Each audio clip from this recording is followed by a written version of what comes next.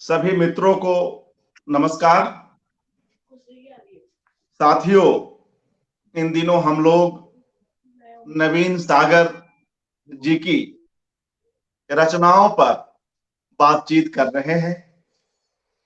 उनकी कहानियों, उनकी कविताओं, उनके बाल साहित्य आदि पर चर्चा और परिचर्चा हो रही है। पूर्व में आपने उन पर केंद्रित 2 कड़ियों को सुना है और आज यह तीसरी कड़ी है जिसमें हमारे साथ हमारे देश के जाने माने 2 अभिनेता जुड़े हुए हैं। मैं आप सभी की ओर से उनका हार्दिक स्वागत करता हूं। मित्रों, हमारे साथ एक्टिंग की दुनिया के जाने माने चेहरे विपिन शर्मा जी हैं, जो नवीन सागर जी की कहानी उसका स्कूल का पाठ करेंगे। और हमारे दूसरे अभिनेता हैं रवि महाशब्दे जी, जिनके कार्यों से आप भली भांति परिचित हैं, जिनके अभिनय को आप लगातार सराहते आए हैं। रवि महाशब्दे जी नवीन सागर जी की कहानी लड़की का पाठ करेंगे। साथियों, इस तरह के जो आयोजन हैं, जिसमें हम पहले भी कई एकाग्र में रंगमंच और फिल्मों से जुड़े हुए लोगों को जोड़ते हैं और रचनाओं का एक नाट्य पाठ कराते हैं, इसका एक खास उद्देश्य है। जब हम किसी रचना, किसी कहानी के नाट्य पाठ की योजना बनाते हैं तो उसके साथ कुछ और योजनाएं अपने आप बनती चली जाती हैं। मसलन अगर हम कहानी की बात करें तो कहानी के नाट्य पाठ के साथ कहानी और रंगमंच के बीच साहचर्य की जो एक योजना है वह अपने आप सिद्ध हो जाती है। वह साहचर्य जो लंबे समय से हम सभी के बीच आकर्षण और औत्सुक्य का केंद्र रहा है। कहानी का रचना जितना रोचक, कल्पनाशील और श्रम साध्य है, मित्रों, कहानी को एक बड़े श्रोता दर्शक समूह तक पहुंचाना भी उतना ही मेहनत भरा और चुनौतीपूर्ण और कल्पना जन्य कार्य है।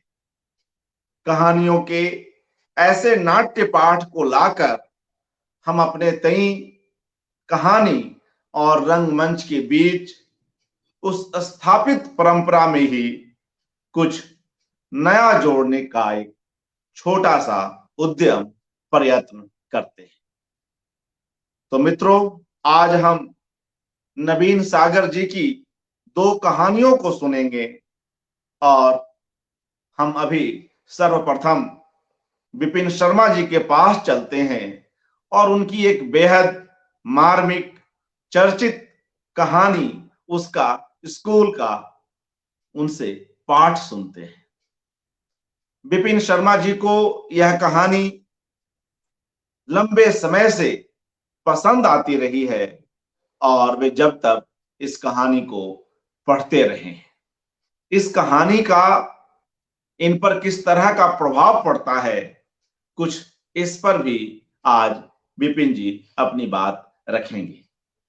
विपिन शर्मा जी, एक बार पुनः स्वागत करते हुए मैं आपसे अनुरोध करता हूं कि कृपया अपनी बात आरंभ करें। आदरणीय विपिन शर्मा जी।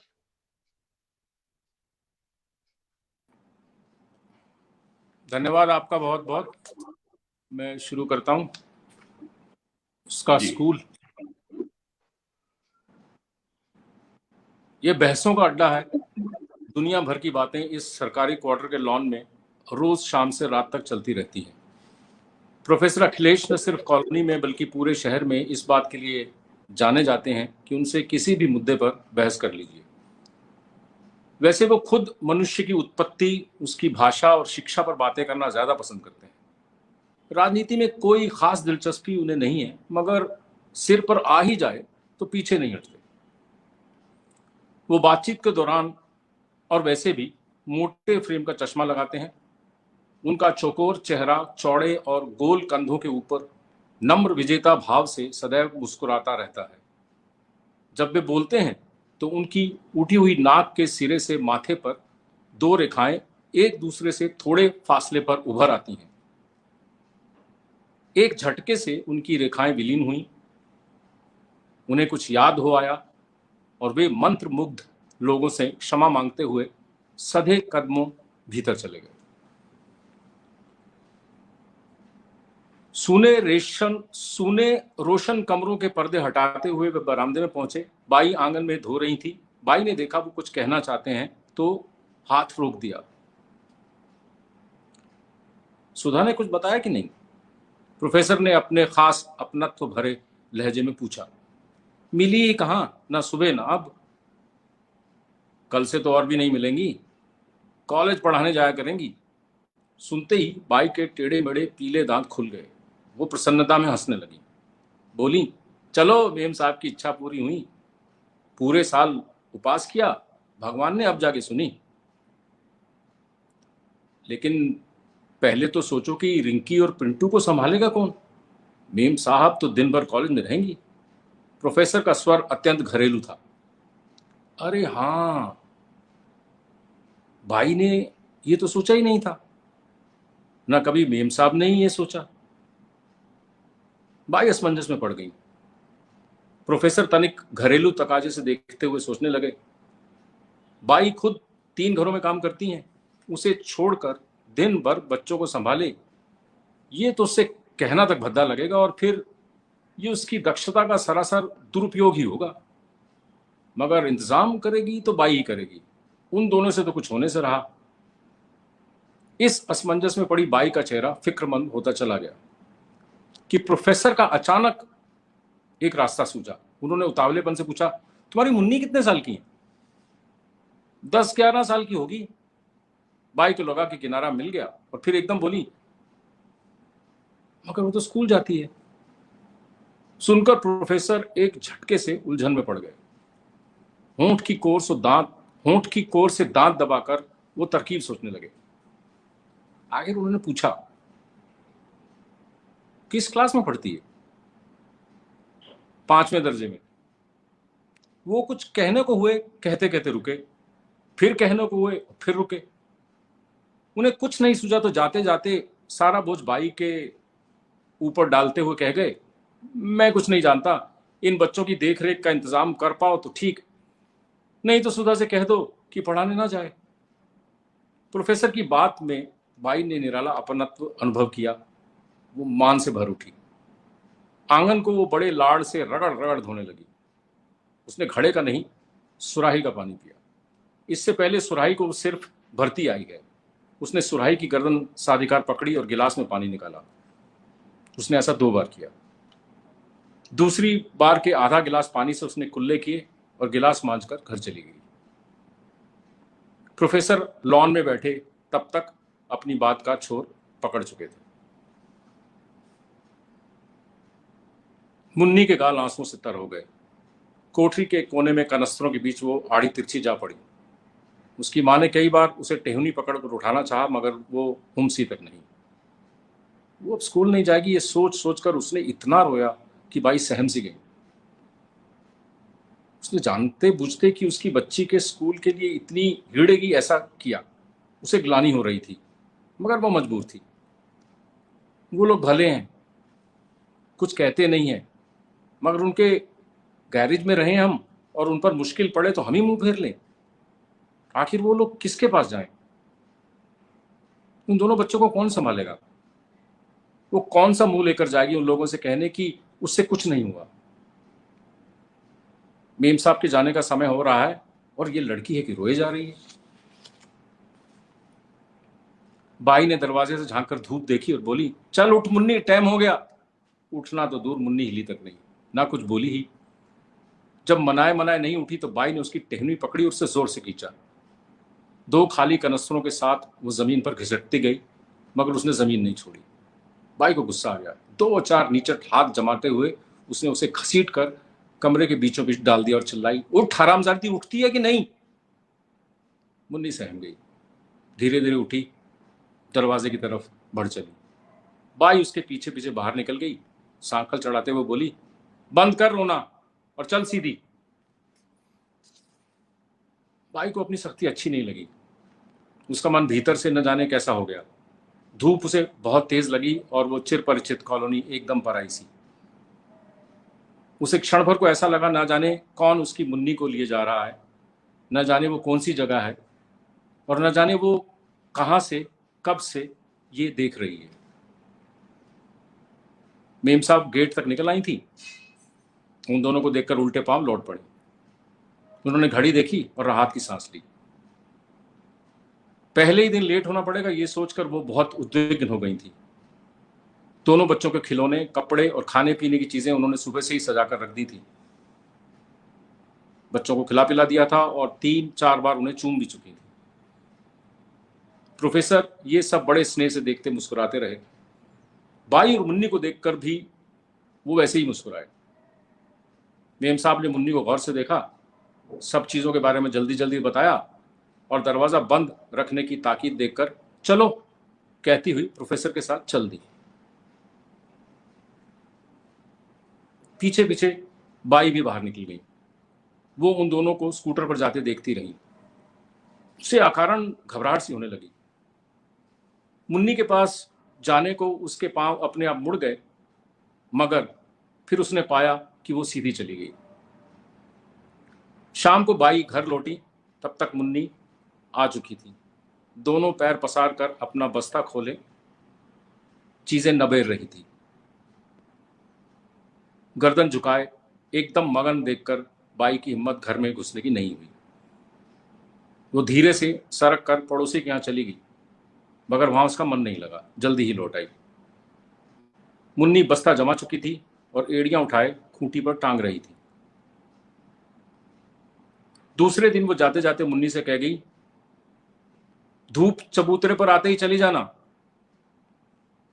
मुन्नी हमेशा चबूतरे पर धूप देखकर ही जाती रही है। धूप ने चबूतरा छुआ कि मुन्नी ने खूंटी से बस्ता उतारा। वो गुनगुनाती बुदबुदाती हुई बाहर निकली। एड़ियां उठाकर सांकल चढ़ाते चढ़ाते उसे याद आया तो भीतर जाकर 5-5 के 3 सिक्कों से भरी एक छोटी सी डिब्बी उठाकर उसने बस्ते में डाल ली, दरवाजा बंद किया और चल दी।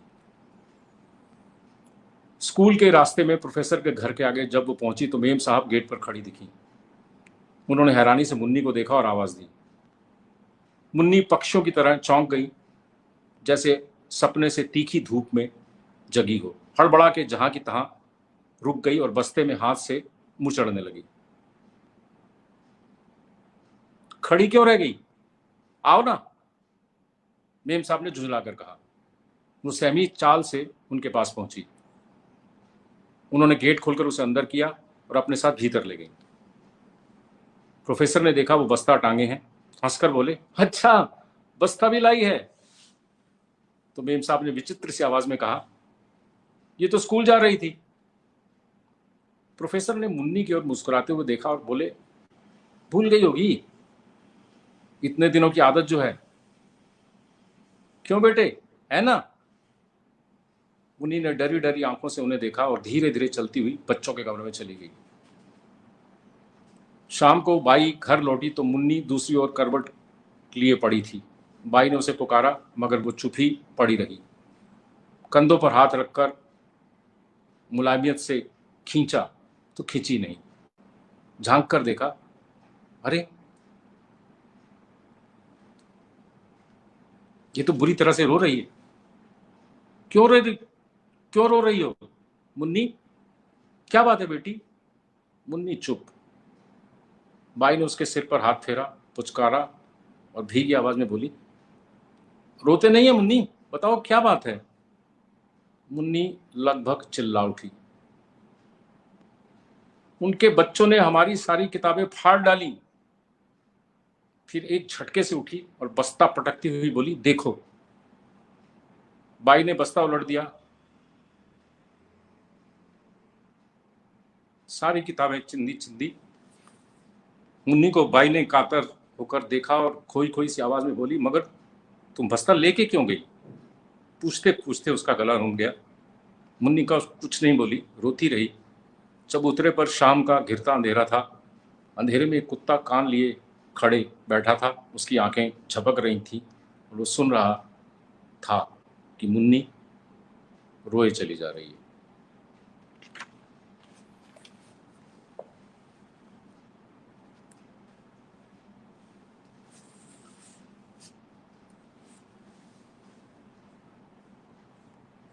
जी, कुछ कहना भी चाहेंगे विपिन जी इस बेहद मार्मिक कहानी पर, और किस तरह से? जी मैंने जब ये पहली बार सुननी पड़ी थी तो मैं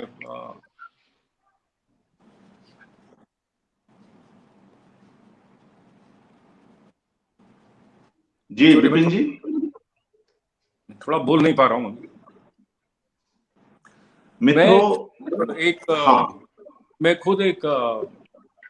खुद एक स्लम में पैदा हुआ था और मैंने अपने आसपास बहुत बच्चों को देखा स्कूल नहीं जा पाते थे। और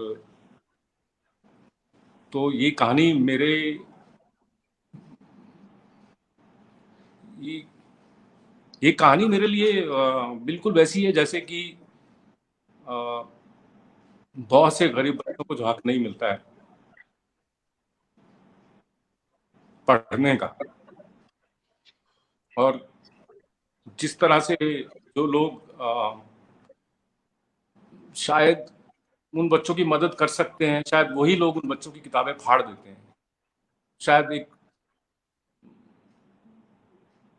मतलब आप उन्हें वो किताबों को फाड़ते हुए नहीं देखते हैं, लेकिन जिस तरह के समाज में जिस तरह का समाज बन गया है या बनाया जाता है या बन जाता है, उसमें एक जो ये कुछ लोगों का ना पढ़ पाना, ये बहुत ही दर्दनाक है।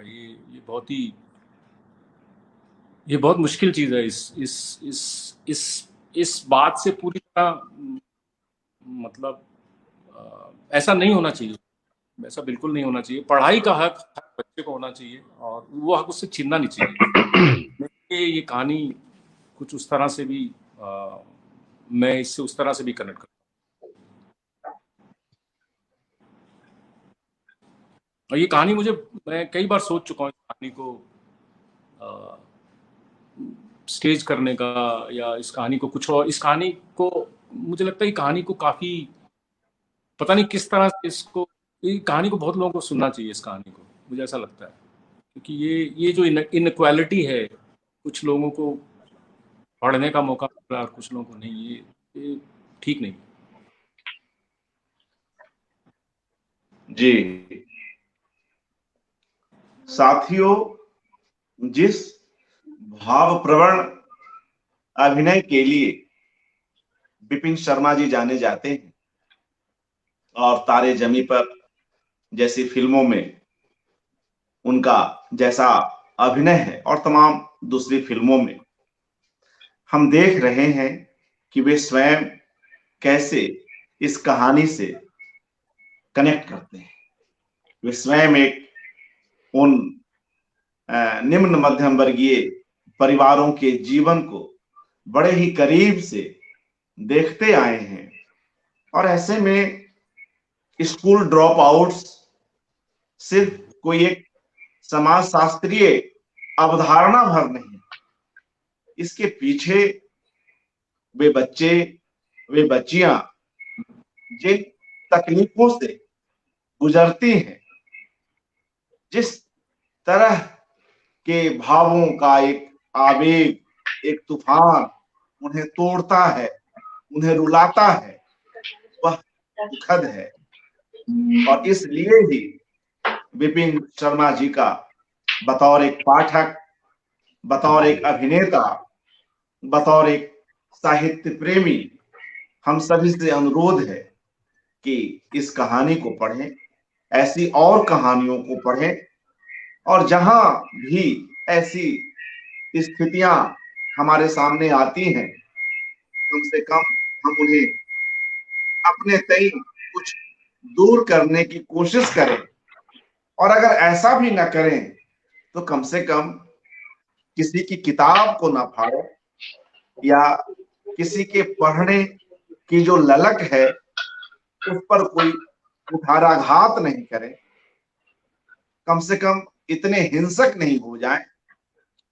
यह सारी समस्याएं इस छोटी सी कहानी में नवीन सागर जी ने बहुत ही करीने से, बहुत ही सूक्ष्मता के साथ, बहुत ही संवेदनशीलता से भरकर बुनी है।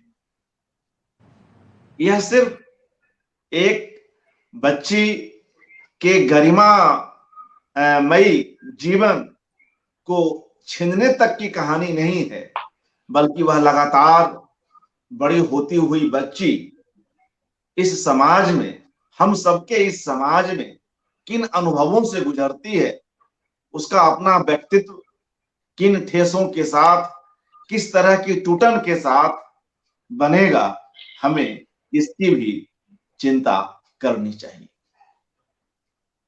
साथियों, हम लोग नवीन सागर जी की एक और बेहद भावप्रवण, बेहद महत्वपूर्ण कहानी लड़की का पाठ सुनते हैं। यह भी कुछ ऐसी ही कहानी है, इसी भावभूमि पर यह कहानी भी है।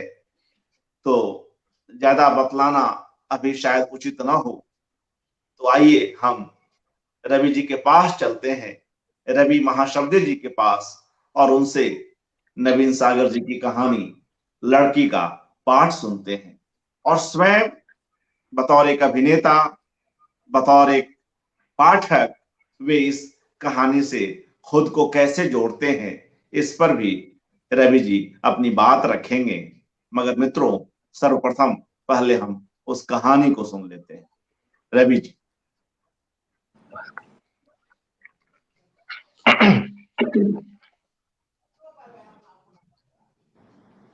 लड़की। पोखर के किनारे एक पुराने मकान में संध्या नाम की 8 साल की लड़की रहती है।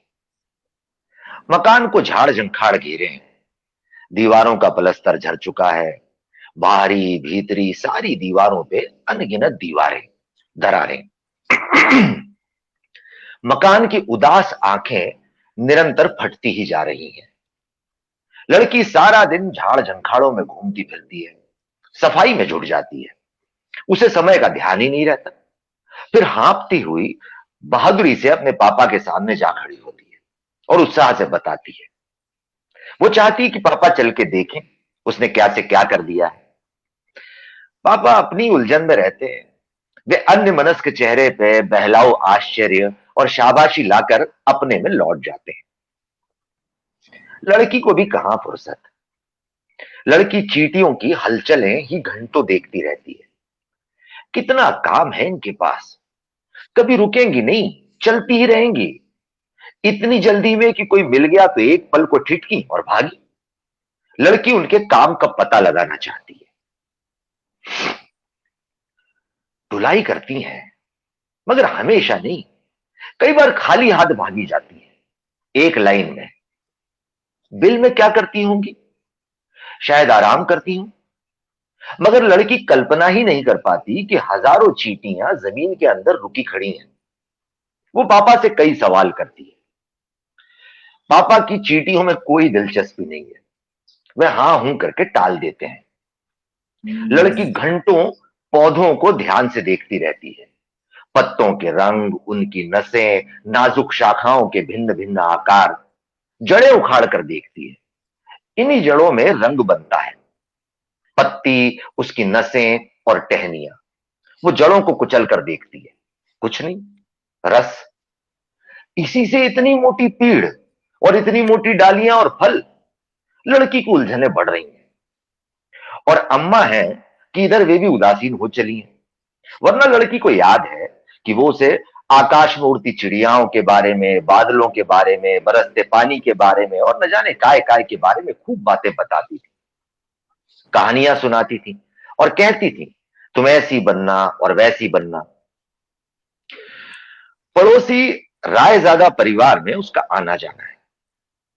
उस परिवार में बहुत सारे बच्चे हैं, वे सब रंग बिरंगे और शैतान हैं।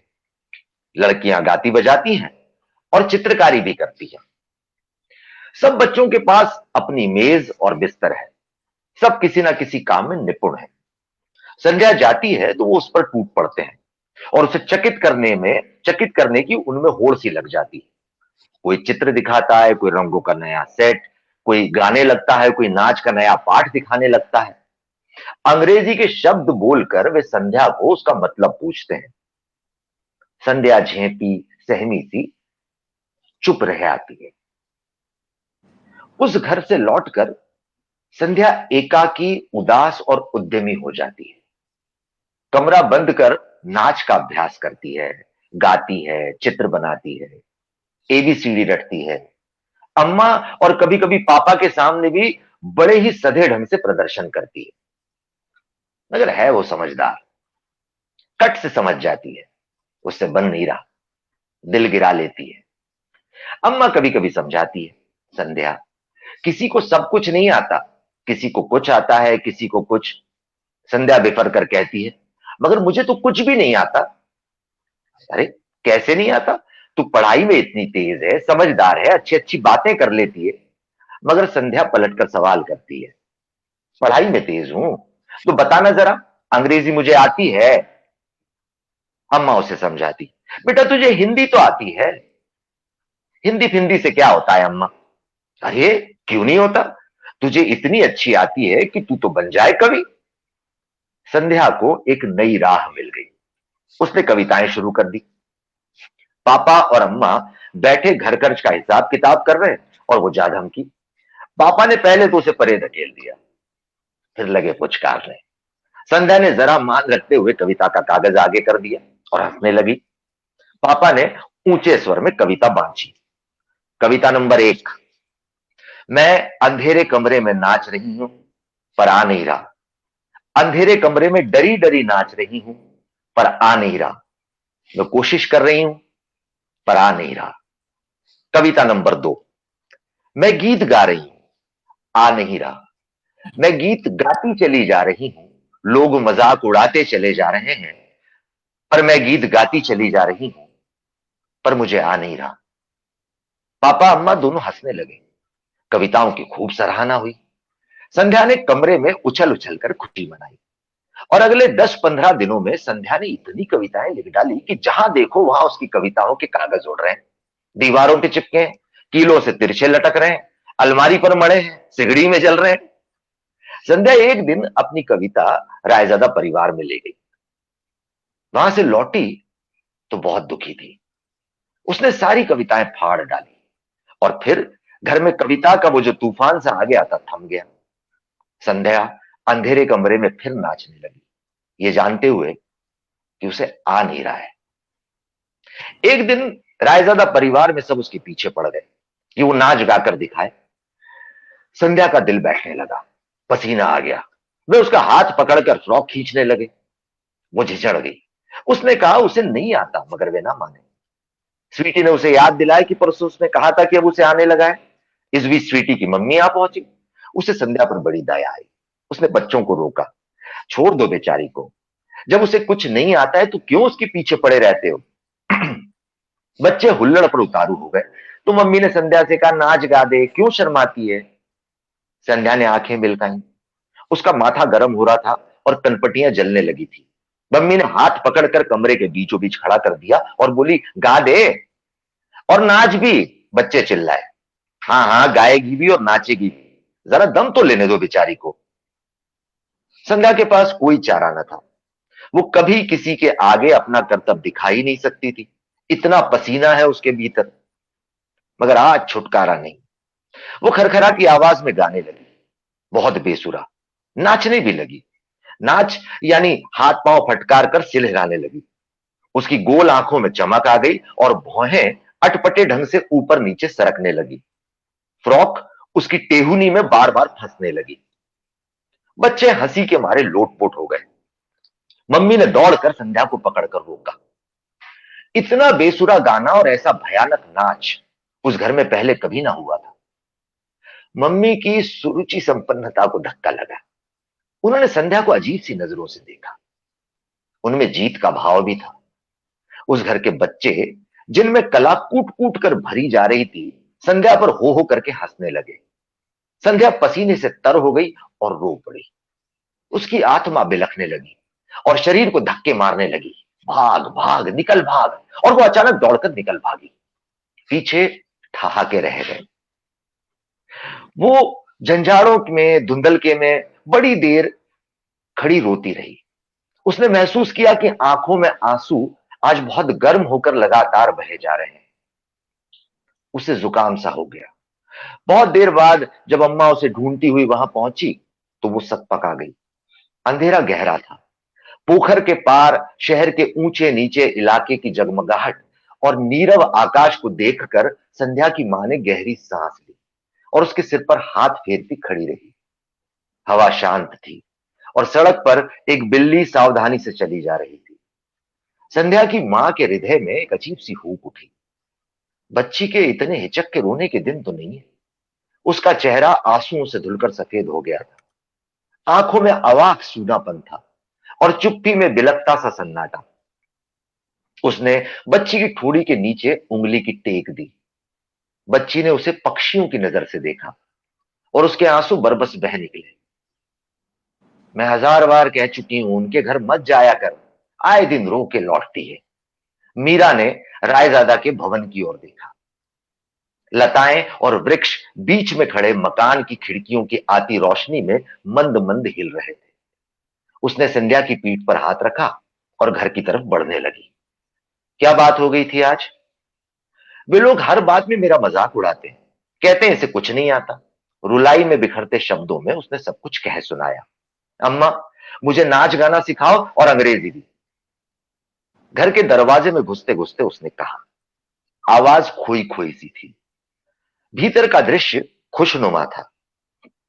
उखड़े फर्श पर बिछी चीकट दरी पर बच्ची के पापा दीवार से टेक लगा के बैठे थे। अन्य मनस्कता दूर की डूबती आवाज की तरह उनके चेहरे पर डूब रही थी और उसे उनकी मुस्कुराहट के पार मुश्किल से ही महसूस किया जा सकता था। वे घरेलू चीकट कपड़ों में थे, जबकि रानू नए कपड़ों में नाच रहा था। जीर्ण शीर्ण रेडियो से खड़खड़ की आवाज के साथ कोई भजन आ रहा था। रानू उसकी ताल से बेखबर नाचे जा रहा था। अटपटी मगर आत्मविश्वास से भरी रानू की नाचनुमा कोशिश देखकर वे हंसते जा रहे थे। संध्या ने दृश्य देखा। उसके चेहरे पर उदासी के होंठ फड़क गए। आंखों में धुंधलाई चंचलता बुझी, कौंधी और फिर वो बेदिली से नाच देखती खड़ी रही। अम्मा दरी पर एक और बैठकर चावल बीनने लगी। तुम भी नाचो संध्या, पापा ने कहा। अम्मा की ओर मर्म से देखकर संध्या चुप खड़ी रही। रानू अब पूरे कमरे में दौड़ पदौड़ मचाने लगा था। पापा ने उसे लपक कर गोद में खींच लिया और संध्या से बोले, संध्या अब तू नाच। मुझे नहीं आता। संध्या के स्वर में आत्म करुणा छलछला आई। अरे आने का क्या है, नाच तो मजे के लिए होता है।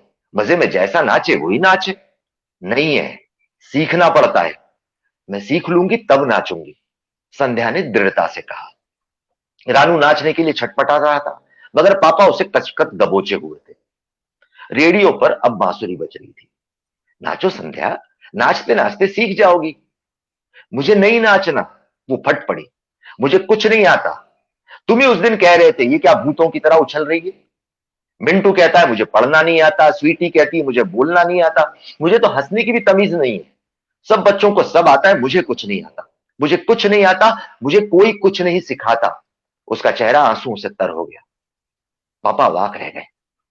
अम्मा ने लड़की को नए सिरे से देखा और लड़की जहां खड़ी थी वहीं औंधे लेट कर हिचक कर रोने लगी।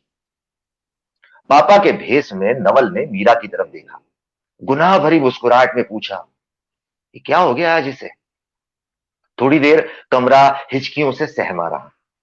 फिर मीरा डबडबाई आंखों से विवल बच्ची की ओर देखते हुए बोली, आज ही क्या, अब तो ये रोज ही होगा। बड़ी हो रही है, उसे सब कुछ समझ में आने लगा है। आखिर हुआ क्या? रायजादा के घर गई थी, लौटी तभी से रो रही है। पापा ने हथेली पर थोड़ी थोड़ी टिकाकर लंबी सांस खींची, उठे और बच्ची के पास उकड़ू बैठ गए। उसे डरते डरते छूकर पुकारा, संध्या, संध्या। हिचकियों के बीच से भीगा हुआ शब्द खरखराया। हाँ। वे बोले, रो मत, बात करो, बताओ, जो चाहती हो मैं सब करूंगा, मुझे नहीं करवाना बस। पापा ने उसे समेट कर उठाया और गोद में लिए बैठ गए। लड़की ने हाथों से मुंह ढांप लिया और बोली, मुझे कुछ नहीं करवाना, कह दिया ना बस। अच्छा, तुम्हें जैसा सूट चाहिए ना, जो स्वीटी के पास है, मैं ला दूंगा। लड़की चुप रही। लड़की का फ्रॉक फटा हुआ था। उसे देखकर स्वीटी ने एक दिन कहा था, तुम लोगों को रहने की भी तमीज नहीं। लड़की को याद आ गया। पापा उसके फ्रॉक पे हाथ फेरते रहे। लेकिन अब बात करो, क्या सीखना है तुम्हें? अम्मा इस बीच केले उठा लाई। रानू तो झट से खाने लगा, मगर संध्या को खाते शर्म आ रही थी। पापा ने छील कर उसके होठों से लगा दिया। वो आंसुओं से भीगी मुस्कुराहट वाला सिर हिलाने लगी, फिर अचानक जोर से हंसती हुई खड़ी हो गई। बच्चे तनाव को अचानक उछाल कर टुकड़े टुकड़े कर देते हैं, और वे टुकड़े फूलझड़ियां बनकर पूरे माहौल को दमका देती हैं। नवल और मीरा का बोझ उतरा और आंखें मिली। मुझे नाचना सीखना है, संध्या ने जिद के अधूरे लहजे में कहा। मीरा, इसे नाचना सिखा दो, पापा ने मीरा से कहा, तो हंसती हुई बोली, मैं तो खुद नहीं जानती। नहीं पापा, इनसे नहीं, मैं तो वहां सीखूंगी जहां स्वीटी वगैरह सीखते हैं। कहां सीखते हैं वे? गोल बाजार में। उतनी दूर? और जाओगी कैसे? ऑटो से जाऊंगी और आऊंगी भी ऑटो से। कोई पास में नहीं है सिखाने वाला? उतनी दूर रोज जाओगी आओगी, और ऑटो वाला तो बहुत पैसे ले लेगा, और पैसे तुम्हारे पास है नहीं। संध्या ने वाक्य पूरा किया। हाँ, ये तो तुम जानती ही हो। अच्छा, तो फिर गाना सिखा दो। गाना तो खुद सीखा जाता है, रेडियो सुनो और गाओ। ऐसे नहीं पापा, मैं तो सीखूंगी रेडियो वाला नहीं, अच्छा वाला। अच्छा, कहाँ सिखाया जाता है? स्टेडियम के पास। स्टेडियम के पास? उतनी दूर, वहां जाने के लिए भी बड़ी समस्या रहेगी। तो फिर चित्रकारी सिखा दो। हाँ, चित्रकारी सीख लो, वो तो मैं सिखा दूंगा। रानू औंधा सा होके सो गया था। उसकी नाक बज रही थी। किचन में स्टोव की सनसनाहट। तुमसे नहीं सीखना, तुम जानते भी हो। मीरा, ए मीरा। मीरा किचन से बाहर आई। बताओ, ये पूछ रही है कि क्या मैं चित्रकारी जानता हूं। मीरा हंस पड़ी। तो क्या तुम जानते हो? अरे क्यों नहीं, तुम्हारा चित्र नहीं बनाया था? कहां है पापा वो चित्र? लड़की ने उतावलेपन से कहा। मीरा मुस्कुराकर किचन में लौट गई। ढूंढना पड़ेगा, दिखाऊंगा तुझे। बोल, सीखेगी मुझसे? हाँ पापा, सीखूंगी। तो उठा स्लेट पेंसिल। ऐसे नहीं पापा, रंग से। अरे रंग से बाद में, पहले ऐसे ही सीखा जाता है। लड़की स्लेट पेंसिल उठा लाई। पेंसिल में नोक करती उत्साह से मुस्कुराती रही। फिर बहुत देर तक न जाने क्या क्या बनाया जाता रहा। पापा जो बनाते लड़की उसकी नकल करती। पापा ने पेड़ बनाया, तब पता चला कि प्रकृति वाकई कितनी संतुलित कलाकार है। मगर पापा के पेड़ को मुश्किल से ही हिचकते हुए संध्या ने पेड़ माना। फिर खुद उसने पेड़ बनाया और झेप गई। वो कुछ भी बनाती, बनाते बनाते मिटा देती। और जब मीरा खाना लगाकर लाई तो संध्या ने स्लेट एक और पटकते हुए कहा, मैं चित्र बनाना नहीं सीख सकती। वो थोड़ी देर परेशान और खुद पर हैरान होकर बैठ गई। खाना खाते हुए दोनों ने उसे समझाया, वो रायजादा परिवार में आना जाना बंद कर दे। लड़की ने अपनी मुश्किलें बताई। किसके साथ खेलूं, और स्वीटी बुलाने आए तो कैसे मना करूं? वो बोली, अच्छा, तो जब मैं अंग्रेजी सीख लूंगी और नाच गाना उसके बाद जाया करूंगी। फिर उसने लच्छेदार भाषा में, जिसकी वो धनी है, बच्चों के रायजादा परिवार के हालचाल सुनाए। पक्षियों और कीड़े मकोड़ों के साथ बच्चों के क्रूर व्यवहार जब वो कह रही थी, तब उसके पापा ने कहा, तुम उनसे लाख दर्जे अच्छी हो। लड़की समझ नहीं पाई कि उसमें क्या अच्छाई है। उसने सुनाया कि ठंड के दिनों में बच्चों ने एक बार नौकरानी पर ठंडे पानी की बाल्टी उलट दी थी और उसे एक कमरे में बंद करके खिड़की में से पत्थर मारे थे। नौकरानी का छोटा बच्चा बाहर खड़ा खड़ा ये देखते देखते रोने लगा, तो उसे थप्पड़ जड़ दिए। सोचो संध्या, उसके पापा ने कहा ये कोई अच्छे बच्चों का काम है? मगर संध्या ने बताया कि वे हर काम में अव्वल आते हैं। उन बच्चों के पापा, चाचा और न जाने कौन कौन बड़े साहब हैं, कारों में घूमते हैं। स्वीटी अगले साल शिमला चली जाएगी, वहीं पढ़ेगी। उसकी अम्मा ने कहा भगवान सब देखते हैं, तो लड़की बोली अम्मा उनके पास सब कुछ है। उनके पापा लोगों को जूता भी मार देते हैं तो भी कोई कुछ नहीं कर पाता। बहरहाल लड़की की समझ में यह नहीं आ रहा था कि अगर वे लोग अच्छे नहीं है तो उतने मजे में कैसे हैं, और ये कि वो अच्छी है तो उसका मजाक क्यों बनता है, वो कुछ भी सीख क्यों नहीं सकती, और उसके फ्रॉक बदरंग और फटे क्यों हैं, और ये भी कि यदि वो अच्छी है तो उसकी हार क्यों हो रही है। संध्या सो गई। उसका चेहरा मुलायम और उदास था। मीरा उसे गले तक लिहाफ में ढकते हुए बोली आखिर कुछ ना कुछ तो करना ही पड़ेगा, वरना लड़की पागल हो जाएगी। क्या किया जा सकता है, जानती हो अब कुछ भी बिना पैसे के संभव नहीं रहा। तो कुछ ऐसा करो कि पैसा आए। उसके पति ने उसकी ओर निर्भाव देखा, थोड़ी देर चुप्पी रही। क्या करूं, तुम ही बताओ। मुझे कहीं कोई काम दिला दो। काम? कहां रखा है काम, और मैं दिला दूं? हाँ मतलब कोशिश करने में हर्ज क्या है। मीरा, तुम कई बार बेवकूफों की तरह बातें क्यों करने लगती हो? अरे इसमें क्या बेवकूफी है? तुम खुद जानती हो किशोर 3-4 साल से मारा मारा फिर रहा है, यह हालत है। और फिर तुम कोई खास पढ़ी लिखी भी नहीं हो। अच्छा ठीक है, मगर बच्चे बड़े हो रहे हैं, अब उन्हें हवा से नहीं बहलाया जा सकता। तो हवा से बहलाने को कौन कहता है? मगर संध्या, यदि रायजादा परिवार के बच्चों से होड़ करना चाहेगी तो मुंह के बल गिरेगी। और फिर नाच गाना सीखने के अलावा और कुछ नहीं है क्या? देखो मैं संध्या का दुश्मन नहीं हूं, मगर उसकी महंगी जिदों को पूरा करना मेरे बस की बात नहीं है। इतना साफ साफ समझ लो। इसमें समझने को क्या है? तुम उसको रोकती क्यों नहीं हो? वहां जाने देती हो, उसका दिमाग खराब होता है। मगर वो कुछ सीखना चाहती है तो इसमें खराबी कहां है? मीरा, फालतू बात मत बढ़ाओ। ये सब बड़े लोगों के धंधे हैं। संध्या का पेट भर रहा है, वो स्कूल जा रही है, यही गनीमत है। मीरा ने कुड़कर करवट ले ली और बोली बच्चों का मन मारना पाप करना है। नवल ने खीज में अपने बाल नोचे। हाँ, मैं पापी हूं, नीच हूं, कमीना हूं, बस। संध्या सोते हुए भी इस बहस से अनजान नहीं थी। उसने रायजादा परिवार में जाना छोड़ दिया। अम्मा पापा से कुछ भी कहना छोड़ दिया। घर के चारों तरफ फैले झंखाड़ में वो न जाने क्या क्या करती फिरती। अंधेरे कमरे में नाचना गाना बंद हो गया, कविता करना भी छोड़ दिया।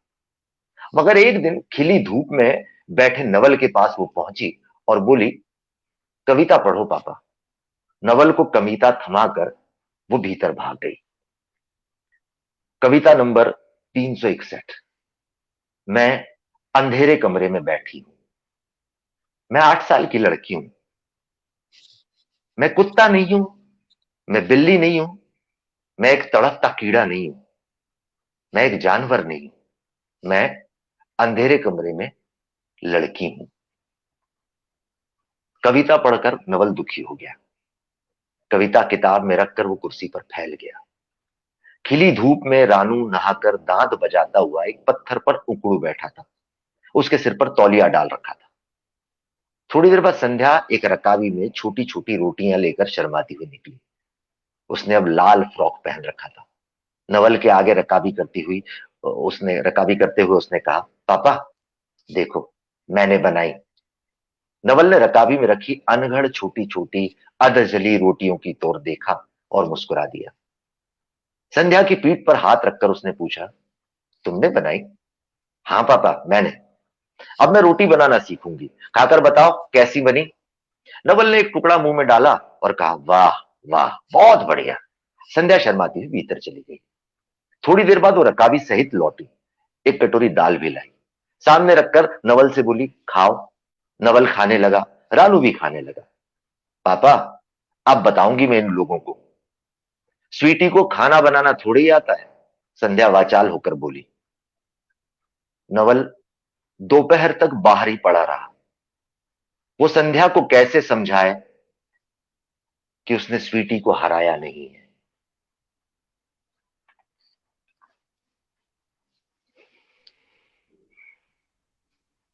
जी जी मित्रों, यह बेहद ही मार्मिक और कारुणिक कहानी है, जो कहानी की अंतिम पंक्ति से भी स्पष्ट है। नवल सोचता है और समझता है और चुप रह जाता है। नवल जो संध्या का पिता है, और संध्या जो इन तमाम समझौतों के बीच कैसे हारती चली जाती है। और नवल सोचता है कि वह संध्या को कैसे समझाए कि उसने स्वीटी को हराया नहीं है। तो निम्न मध्यम वर्गीय परिवार में एक बच्ची के माध्यम से एक बड़ी होती बच्ची संध्या के माध्यम से कहानीकार ने कितना कुछ कहा है, इसे बेहद भावपूर्ण अंदाज में रवि महाशब्दे जी ने हम सबके बीच रखा। वे स्वयं इस कहानी के साथ कहीं न कहीं गहरे जुड़े हुए हैं। इस कहानी ने उन्हें बेहद प्रभावित किया है। इस पर वे कुछ कहना चाहें तो कृपया कहें, रवि जी। देखिए, मुझे इस कहानी की सबसे खूबसूरत बात जो लगी वो ये है कि इसमें कोई भी गलत नहीं है। इस कहानी में आपको सिर्फ और सिर्फ करुणा उपजती है। आपको संध्या के प्रति आपके मन में करुणा उपजती है, नवल और मीरा के प्रति भी आपके मन में करुणा ही उपजती है। रायजादा परिवार के बच्चे, आपको एक समय पे ऐसा लगता है कि अरे बड़े क्रूर से और शैतान से बच्चे हैं, लेकिन आप अगर थोड़ा उससे बाहर निकल के देखें तो उनके प्रति भी आपके मन में करुणा ही उपजती है कि इन्हें कोई ये नहीं बता रहा है कि सही क्या है गलत क्या है, ये बच्चे बड़े होके क्या बनेंगे कैसे होंगे, है ना। उनके उस परिवार के प्रति भी आपके मन में करुणा उपजती कि बेचारे, इनको पता ही नहीं है जो बड़ी गाड़ियों में घूमना, या उनके पिता किसी को, उनके चाचा किसी को जूता भी मार दे तो कोई कुछ नहीं कर पाता है। जूता क्यों मारना है भाई, जरूरत क्या है। तो कुल मिला के एक बड़ा जो एक इतना खूबसूरत बैलेंस है इस कहानी में, और मुझे ये बात सबसे सुंदर लगती है इस कहानी की। जी शुक्रिया रवि जी। जी और मित्रों, ये दोनों ही कहानियां आज हमने सुनी, नवीन सागर जी की लिखी। इन दोनों ही कहानियों में जिस तरह से जो वर्णन है, जो डिस्क्रिप्शन है, वह कैसे पूरी कहानी को एक खास रूप में हमारे सामने जीवंत कर देता है। यह किसी लेखक की एक बड़ी ताकत है कि वह इन सामान्य सी या बेहद प्रचलित आस-पास के परिवेश की कहानियों को इस तरह से रखे कि वह लंबे समय तक हमें याद रहे। ये दोनों ही कहानियां कारुणिक अंत के साथ समाप्त होती हैं। और यहां जैसा कि अभी रवि जी अपनी बात रख रहे थे कि कोई भी गलत नहीं है, या हर व्यक्ति अपनी अपनी भूमिका में सीमित है, मगर ये जो बच्चे हैं, यह जो अबोध मन है, या यह जो एक हमारे भीतर की जो एक सामान्य सी जो प्रवृत्ति है कि हम कैसे एक दूसरे के तानों से प्रभावित होते हैं, तो इस तरह के तुलनात्मक परिदृश्य को नवीन सागर अपनी दोनों कहानियों में रखते हैं। और जो उनकी भाषा है वह अपने आप में एक बेहद सधी हुई भाषा है, जिसमें लेखक द्वारा कुछ सायास प्रयोग भी नहीं दिखता है, मगर यही एक बड़े लेखक की ताकत भी है कि बिना किसी सायास प्रयोग के वह पूरी कहानी का निर्वहन किस रूप में कराता हुआ चला जाता है।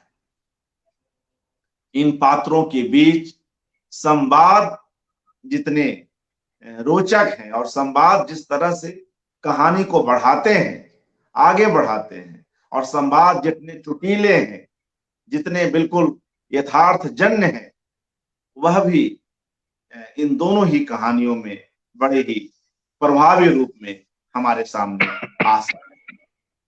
बाल मन की, किशोर मन की जो प्रश्नाकुलता है, वह इस कहानी में भी, लड़की कहानी में भी शुरू में तो काफी तेजी से आगे बढ़ती है और एक के बाद एक, चाहे वह चित्रकारी हो, चाहे वह नृत्य हो, चाहे वह गायन हो, एक के बाद एक क्रम में जीते हुए अंततः वह बड़ी होती हुई संध्या अपने परिवार की सीमा को जान लेती है और वहीं पर थम जाती है। और फिर जब वह अपने पिता के लिए जली हुई रोटी लाती है या एक कटोरी दाल लाती है, तो कैसे उस पिता का जो निःशब्द रूप है, जो वह निःशब्द जो उसकी प्रतिक्रिया है, वह हम सबको एक पूरी कचोट के साथ भर जाती है। आर्थिक पृष्ठभूमि का इस तरह का तुलनात्मक अध्ययन अर्थशास्त्र में जिस रूप में होता हो, जब कहानियों में, साहित्य में वह एक परिप्रेक्ष्य इस तरह की संवेदनाओं के बीच, भावनाओं की गहन बुनावट के बीच आता है, तो वह गहरे तक तमाम लोगों को प्रभावित कर जाता है, तमाम पाठकों को, तमाम लेखकों को, आलोचकों को। आज इस संवाद में आप दोनों आए, आप दोनों का हार्दिक धन्यवाद। विपिन शर्मा जी और रवि महाशब्दे जी और कई मित्रगण यहाँ जुड़े हुए हैं, साहित्य से, रंगमंच से, पेंटिंग से और तमाम दूसरी कलाओं से। उन सभी मित्रों का पुनः हार्दिक धन्यवाद। शुभ रात्रि मित्रों। कल हम इसकी चौथी कड़ी में पुनः प्रस्तुत होंगे और नवीन सागर जी के कुछ नए पक्षों पर चर्चा करेंगे। आप लोगों का धन्यवाद। शुभ रात्रि। शुभ रात्रि।